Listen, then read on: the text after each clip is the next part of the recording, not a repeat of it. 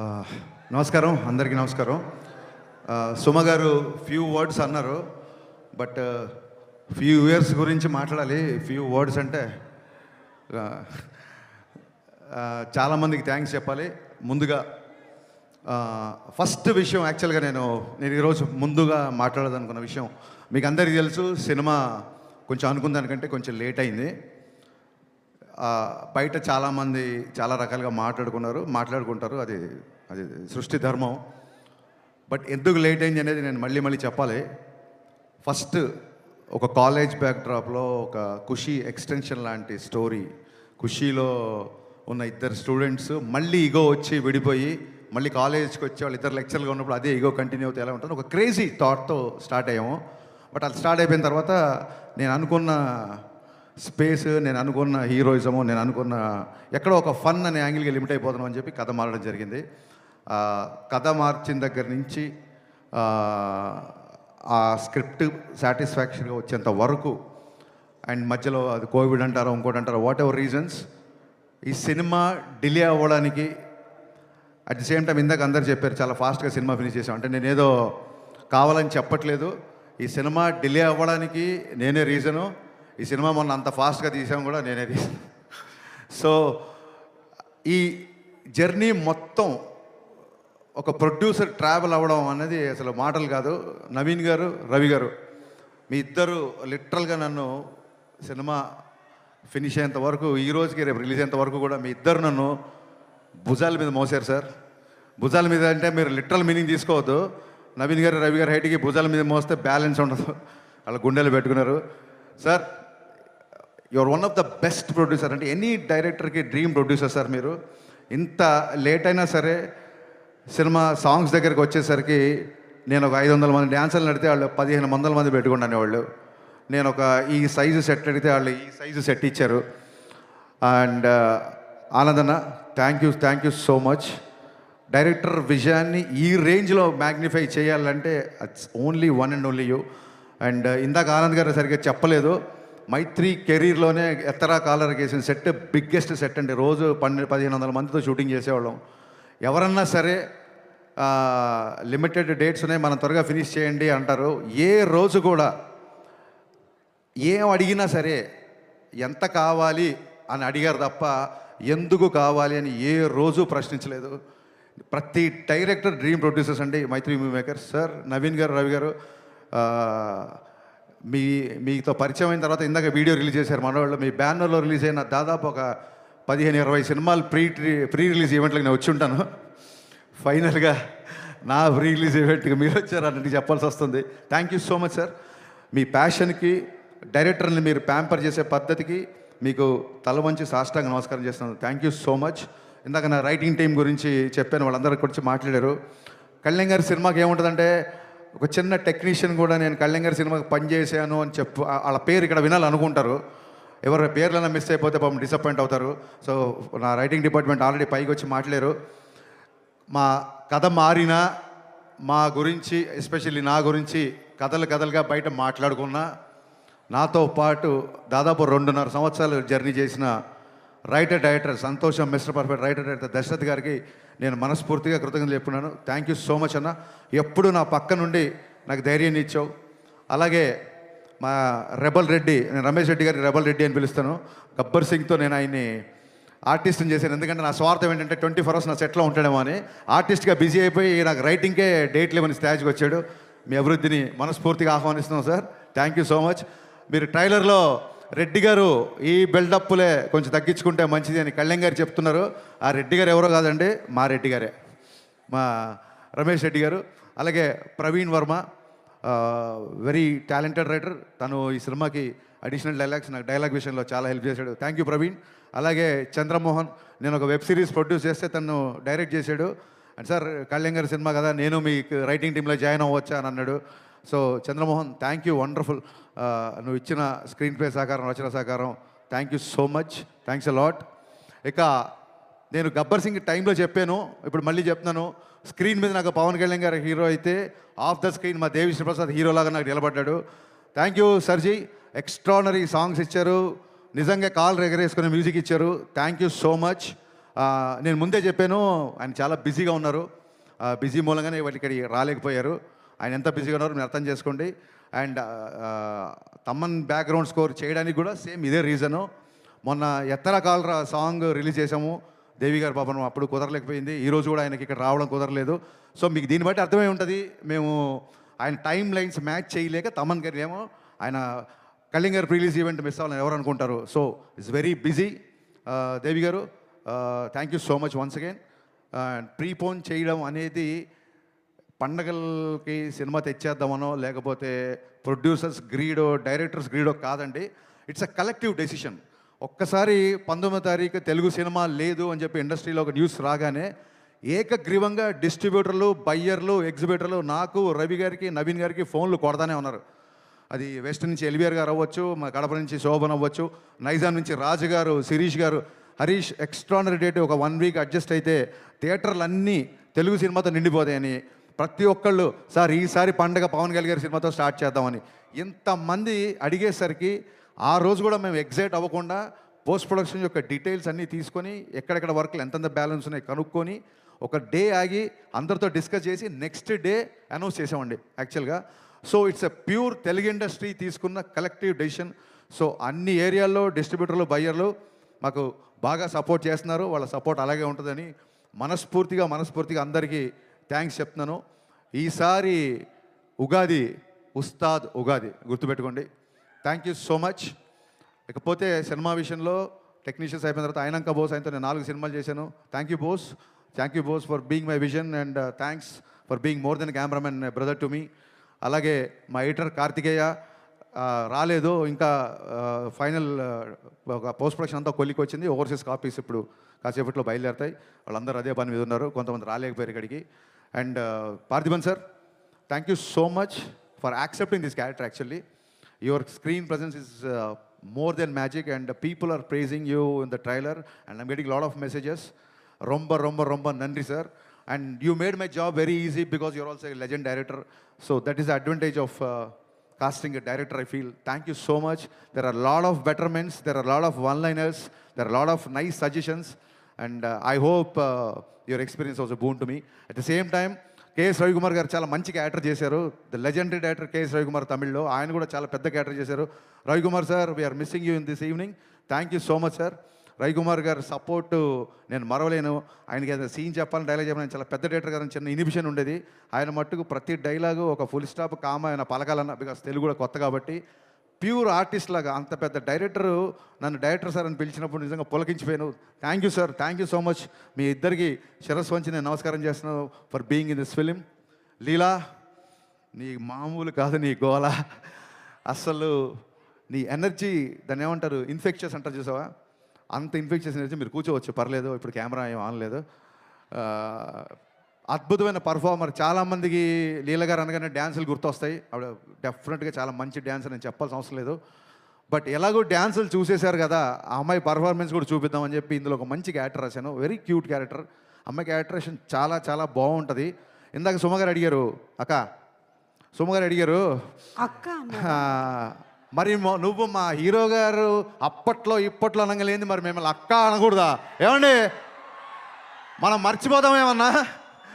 మనని మన హీరోని ఏమనంటే మనం మర్చిపోతావా?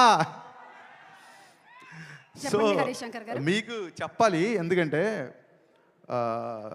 ఈ సాంగ్ దేఖ్లేంగే అసలు అంటే లీల గారి డ్యాన్స్ లేదని చెప్పి మీలో చిన్న కొద్దిపాటి అసంతృప్తి చూసాను నేను. ఆ సినిమాలో సిచ్యువేషన్ ఏంటంటే లీల గారు కొంచెం లైఫ్లో చిన్న లో ఉన్నప్పుడు, మీరు లిరిక్స్ అబ్జర్వ్ చేస్తే చిన్న లో ఉన్నప్పుడు, నీ పెదవిలోన ఉన్న జాగా నువ్వు నవ్వుకోవడానికిగా, నీ కాలి కింద ఉన్న నేల నీ సొంతం అంటే నమ్మవేళ. ఇది పోలీస్ గ్రౌండ్స్, ఇప్పుడు సొంతం అనుకోకండి, ప్రాబ్లం అయిపోతుంది. సో ఒక ఇన్స్పిరేషనల్ సాంగ్. అంటే చాలామంది అడుగుతున్నారు కేవుకేక అని. బ్రదర్స్, ఐ వాంట్, మన ఇంటర్వ్యూలో చెప్పాను, మీ అందరికీ చెప్పాలనుకుంటున్నా, కేవుకేక పాట పరిస్థితులు వేరు, ఇప్పుడు పరిస్థితులు వేరు. ఇప్పుడు కళ్యాణ్ గారిని పెట్టి ఒక ఐటమ్ సాంగ్ చేయాలన్న ఉద్దేశం నాకు ఏమాత్రం లేదు, ఉండదు. కానీ ఆయన డ్యాన్స్ మీకు కావాలని నాకు తెలుసు. డ్యాన్స్ ఉందా లేదా? కాలర్ ఎత్తి స్టెప్ వేశారా లేదా? ఈ కాళ్ళు కదలాలని చెప్పి మనం ఏళ్ల తరపు నుంచి వెయిట్ చేస్తున్నామా లేదా? నేను ఇప్పుడు కళ్యాణ్ గారిని చూడను, ఆ ధైర్యం నాకు లేదు. డ్యాన్స్ గురించి మాట్లాడుతున్నప్పుడు నేను మిమ్మల్నే చూస్తాను కాసేపు.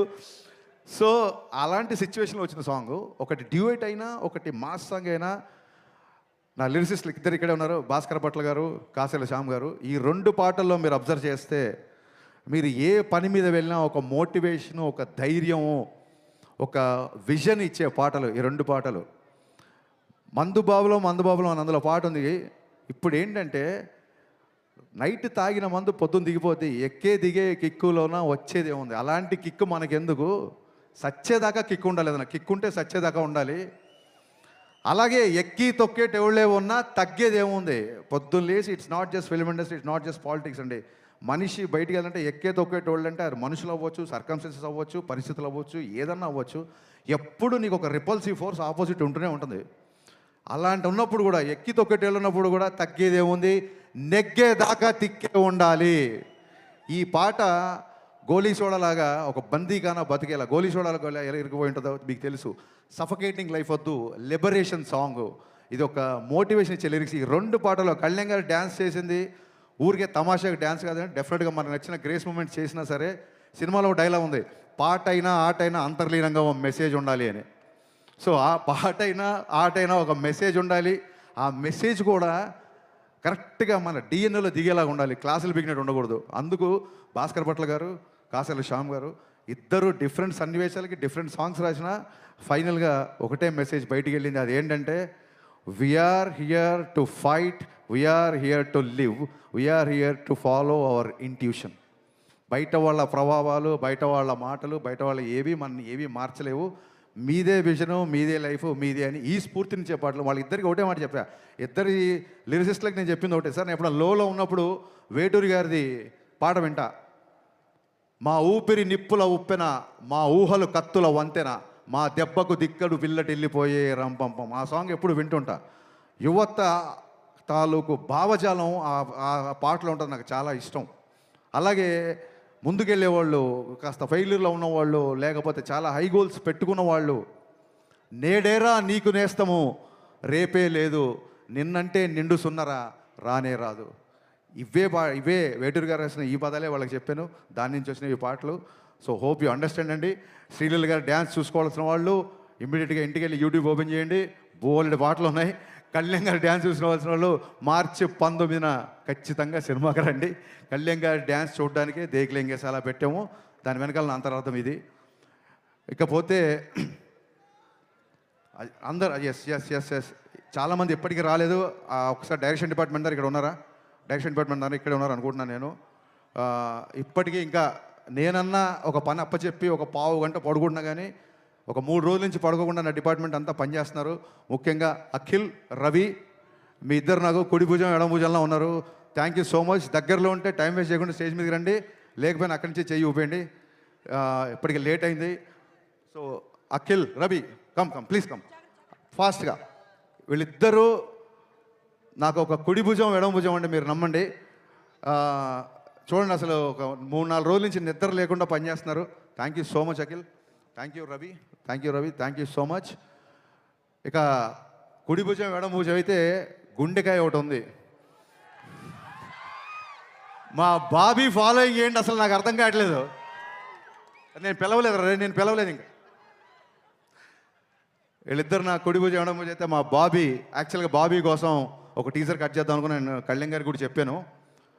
Bobby Mythri movie makers from the co-director of Gabbar Singh and Vakil Saab. Bobby, the unique and the most wanted co-director in the industry. Bobby నా గుండెకాయ అంతకంటే ఎక్కువ. ఎంత కష్టపడుతున్నాడంటే అసలు నాకు తెలిసి ఒక స్టేజ్లో నాకు టెన్షన్ వచ్చింది, ఆరోగ్యం అయిపోద్దేమో, నువ్వు 1 గంట పడుకో నేను వెళ్తాను అని చెప్పి ఇలాగా షిఫ్ట్లు వారీగా పనిచేస్తున్నాం. బాబీ లేని షూటింగ్ నేను ఊహించుకోలేను. బాబీ ఇంతకంటే ఎలివేషన్లు ఎక్కువతే. Thank you so much Bobby. ఒక స్టేజ్లో పాండమిక్ నుంచి బయటికి వచ్చి సినిమా చాలా త్వరగా ముగిస్తా పెట్టి వీళ్ళందరూ కష్టపడ్డారు, వీళ్ళ గురించి నేను చెప్పి తీరాలి. Thank you. ఒక స్టేజ్లో చాలా లోలో ఉన్నప్పుడు, చాలా లోలో ఉన్న వస్తారు చాలా లోలో ఉన్నప్పుడు దెబ్బలు తిని మానసికంగా క్షతగాత్రుని అయినప్పుడు కనీసం ఒక థాట్ ముందుకు తీసుకెళ్ళే ధైర్యం లేక, సత్తువ లేక, శక్తి లేక, అది నా సినిమా బిఫోర్ వచ్చిన సినిమా సరిగా ఆడకపోవడం అవ్వచ్చు, పాండమిక్ అవ్వచ్చు, సడన్గా ఒక మెంటల్ లో అవ్వచ్చు. మనమేం దేవుళ్ళం కాదు కదా, ఎవరైనా లోలో ఉంటారు కదా. అలాంటి ఒక లోలో ఉండి నన్ను నేను నేను నిలబడమే చాలా కష్టం అన్న ఒక భయంకరమైన పరిస్థితిలో ఉన్నప్పుడు, నేనేది లోపల దాచుకోండి అందరికీ తెలుసు, ఓపెన్గా చెప్తున్నాను. ఒక డీప్ లోలో ఉన్నప్పుడు గజేంద్ర మోక్షంలో ఏనుగు కాలు మొసలి పట్టుకున్నప్పుడు ఏనుగు ప్రార్థిస్తే సిరిగింజప్పడు శంకరపు యుగమున్ జయదేవు సంధింపడే అని లక్ష్మీదేవికి కూడా చెప్పకుండా, చక్రము శంఖు ఏమీ లేకుండా అలా ఒక స్పీడ్గా శ్రీహరి తన భక్తుడిని కాపాడడానికి వచ్చినట్టు, అలాంటి పరిస్థితుల్లో ఆ దేవుళ్ళలాగానే నా దేవుడు పవన్ కళ్యాణ్ గారు అన్నపూర్ణ స్టూడియోకి నన్ను పిలిచి నా దగ్గరకు వచ్చి త్వరగా షూటింగ్ ప్లాన్ చేసుకో అన్నారు. ఆ ఒక్క పిలుపుతో అప్పటి వరకు ఉన్న గాయాలు, అప్పటి వరకు ఉన్న స్వేదాలు, మరి పవనుడు కదా, వాయు వేగంతో అవన్నీ మాయమైపోయాయి. ఒక్కసారి షూటింగ్ స్టార్ట్ అయిన తర్వాత ఎప్పుడు స్టార్ట్ అయింది, ఎప్పుడు ఫినిష్ అయింది అనేది నిజంగా మా ఊహలో లేదు. ఎవ్రీ డే రేపు ఒక డైలాగ్ ఉంటుంది, సార్తో ఈ డైలాగ్ చెప్పించాలి, రేపు పొద్దున సార్తో ఈ వాక్, సార్తో ఈ హెయిర్ స్టైల్, సార్కి ఈ కాస్ట్యూమ్ వేయాలి. ఈ హైలో నైట్ ఎక్సైట్మెంట్లో నిద్ర పట్టేది కాదు. ఆయన పరిగెత్తాడు మాతో పాటు. ఇందాక రవి గారు చెప్పింది అక్షరాల నిజం. కమిట్మెంట్ అంటే గబ్బర్ సింగ్ అప్పుడు కొంచెం ఇంతకంటే యంగ్ కదా, కటౌట్ కంటెంట్ ఉన్నోడికి కటౌట్ చాలు అనుకున్నాను. బట్ కమిట్మెంట్ ఉన్నోడికే కటౌట్ ఉంటుంది అని పవన్ కళ్యాణ్ గారు చూసిన తర్వాత నా డైలాగ్ నేను మార్చుకుంటున్నాను. ఆ కమిట్మెంట్ కటౌట్ ఇక్కడ పెట్టిన కటౌట్లు కాదండి, మనం అందరం ఆ కమిట్మెంట్కి గుండెలో పెట్టుకున్నాం. ఆయన కటౌట్ని గుండెలో పెట్టుకున్నాం. ఇందాక ఈ చొక్కా గురించి అడిగారు కళ్యాణ్ గారు, ఏంటంటే సార్ జస్ట్ ప్రమోషన్ అని చెప్పా, కానీ మీతో పంచుకుంటున్నా. గుండె లోపల పవన్ కళ్యాణే, గుండె పైన పవన్ కళ్యాణే, నా గుండె ధైర్యం కూడా పవన్ కళ్యాణే. Thank you. ఎంత కష్టపడ్డారంటే ఇందాక రవి గారు చెప్పినట్టు సడన్గా సార్ ఇంపార్టెంట్ క్యాబినెట్ మీటింగ్ ఏదో ఉంది, సార్ విజయవాడ వెళ్ళారు అనగానే టీం అందరం ఓకే ఇవాళ షూటింగ్ లేదు అనుకునేవాళ్ళం. కరెక్ట్గా క్యాబినెట్ మీటింగ్ అయిపోయిందని చెప్పి ట్విట్టర్లో న్యూస్లో వచ్చే టైం కల్లా మా క్రియేటివ్ ప్రొడ్యూసర్ హరీష్ భాయ్ గారు టక్కుని కాల్ చేసి, సార్ 9 o'clock షూటింగ్ పెట్టుకోమన్నారు, టైం వేస్ట్ చేద్దాం అన్నారు. అనగానే గబ్బ నైట్ 9 o'clock షూటింగ్ పెట్టుకునేవాళ్ళం. లిరికల్ వీడియోలో చూసారు లేదో, సార్ 1 more అన్నారు. నేను మాస్టర్ ఓకే అన్న తర్వాత కూడా ఆయన 1 more లేదు, ఇంకా బెటర్గా చేస్తాను ఆగని చెప్పి మళ్ళీ ఆ డ్యాన్స్ మూమెంట్ చేసిన రోజులు ఉన్నాయి. సార్ గబ్బర్ సింగ్ అప్పుడు నన్ను ఏమంటారు, కుర్రతనం అంటారో వెరితనం అంటారో నాకు తెలియదు, కానీ ఆ రోజులు నాకు సొమ్మగారు చెప్పి పద్దాగా 13 సంవత్సరాలు నాకు నిన్నగాక మన పొల్లాచికి వెళ్ళినట్టుంది. జస్ట్ ఒక 1 week బ్యాక్ మిమ్మల్ని మీతో గుర్రం ఎక్కించి మన కచ్లో షూటింగ్ చేసినట్టు ఉంది. ఎవ్రీ మెమరీ నాకు ఉంది. మన జీవితంలో అన్ని రోజులు మనకు గుర్తుండవు. 10th class పాస్ అయిన రోజు, అమ్మ నాన్న మనం మెచ్చుకున్న రోజు, గబ్బర్ సింగ్ రిలీజ్ అయిన రోజు, ఇలాంటివే బాగా గుర్తుంటాయి. అలాంటి వండర్ఫుల్ ఎక్స్పీరియన్స్ ఈ షూటింగ్లో ఆయనతో ఉన్న నాకు జర్నీ. ఎలా జరిగింది షూటింగ్ అనేది అసలు నేను మాటల్లో చెప్పలేను. కళ్యాణ్ గారు, ఆ రుణం అయితే తీర్చేసుకోవచ్చు. దాన్ని ఏమంటారు, బంధం అనుకోండి. ఆ బంధం తీరిపోవాలి తప్ప ఒకళ్ళు తీర్చుకోలేరు. ఆ బంధం మీద నాకు ఉన్నందుకు నేను ఆ దేవుడికి మనస్ఫూర్తి కృతజ్ఞతలు చెప్పుకుంటున్నాను. ఇంకొక చిన్న విషయం క్లారిఫై, శ్రీహరి లాగా వచ్చాడు అని పవన్ కళ్యాణ్ గారిని దేవుడిలాగా ప్రపంచంలో కొంతమంది కామెంట్ చేస్తున్నారు. ఒక చిన్న విషయం క్లారిఫై చేయాలనుకుంటున్నా. మనం దేవుడు అనేది మనం ఊరికే ఎవరినో పొగడాలని చెప్పేది కాదు. సమయానికి నువ్వు దేవుళ్ళ వచ్చావరా అని ఫ్రెండ్ అని అంటాం. సమయానికి ఆ రోజు మా మామయ్య దేవుళ్ళ వచ్చాడు అంటాం. పరిచయం లేని వ్యక్తి కూడా టక్కని హెల్ప్ చేస్తే దేవుళ్ళ వచ్చాడు అంటాం. సచిన్ తెండూల్కర్ని గాడ్ ఆఫ్ క్రికెట్ అంటాం. Saraswati God of wisdom, Lakshmidevi God of wealth అంటాం. అలాగా మనం అభిమానంతో గాడ్ అని పిలుచుకుంటే ఆయన అది గాడ్ ఆఫ్ క్రేజ్ అవ్వచ్చు, గాడ్ ఆఫ్ స్వాగ్ అవ్వచ్చు. సచిన్ తెండూల్కర్ గారిని గాడ్ అంతా మాత్రం ఆయన విగ్రహం పెట్టి బ్యాట్ అని ధ్వజస్తంభాల్లో పెట్టి గుళ్ళు కట్టమని ఎవరు చెప్పలేదు కదా. It is the supremacy experience, it's a superlative expression అంతే. అంతకు మించి ఎవరినో ఏదో కామెంట్ చేయాలని కాదు, ఎవరు నొచ్చుకోవాలని కాదు. సార్ మాటలు రావట్లేదు. ఈ సినిమా ప్రాణం పెట్టి పనిచేశారు. మానవాళ్ళందరూ మీ మాటలు వినాలనుకుంటున్నారు. నన్ను ఇంతసేపు భరించినందుకు, సహించినందుకు, మళ్ళీ ప్రేమించినందుకు thank you so much. March 19th ఈసారి Ustaad Ugadi. Thank you. Okay, yes, మా పవర్ స్టార్